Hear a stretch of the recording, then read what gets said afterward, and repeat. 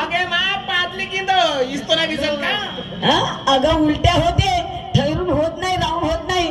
पण झालं असं काही ते काही अशी खोटी गोष्ट आहे होय ना. का? एका बाईनं पादून पादून स्वयंपाक केलं, टेस्टी लागलं, स्वादिष्ट लागलं. तर साहेबाचं म्हणणं काय आहे म्हणणे? की म्हणे ते बाई कोणती, कोणती? ती बाई कोणती की जिने म्हणे पादून पादून स्वयंपाक केलं, शी मा. पादून पादून स्वयंपाक केलं. तर ती बाई कोणती, आवड मारी. याला तिचं नाव काय? पादून पादून तिने स्वयंपाक कसं काय केलं, पादून पादून स्वयंपाक तिने कसं काय केलं. तर सन्माननीय साहेब, ती अशी एकच नार आहे, अशी एकच नार आहे की जिने पादून पादून स्वयंपाक केलं, तरी एक नंबर टेस्टी जेवण. पादरी.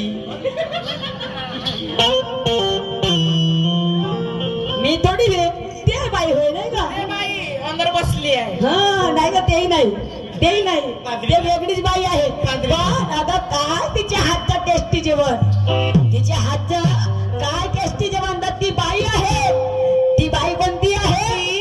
मधुमक्खी, मधुमक्खी. मधमाशी. पादून पादून स्वयंपाक करते. कसं करते? शी. पहिले एवढं पुडका तयार करते, हा. एवढं पुडा तयार करते, करते. आणि त्याच्यानंतर त्याच्यानंतर काय? तिच्यावर बसते, बसते. म्हणजे गणगण गणगण गणगण गणगण फिरे नाही ग, तिच्यावर गणगण गणगण असं म्हणजे आपला स्वयंपाक तयार करते, असं बरोबर. आपलं स्वयंपाक तयार करते आणि पादून पादून स्वयंपाक करते नाही का, धड धड धड. आणि मग त्यानंतर त्याचा एकदम टेस्टी जेवण होते, बरोबर आहे. त्यामधून एकदम टेस्टी जेवण होते. त्याचं नाव आहे काय सहज? शहद.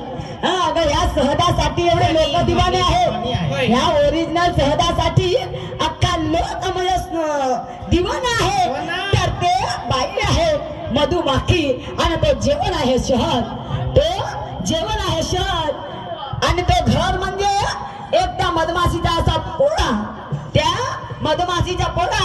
हे तुमचं उत्तर आहे. आता मला काय म्हणायचं आहे निशांजी?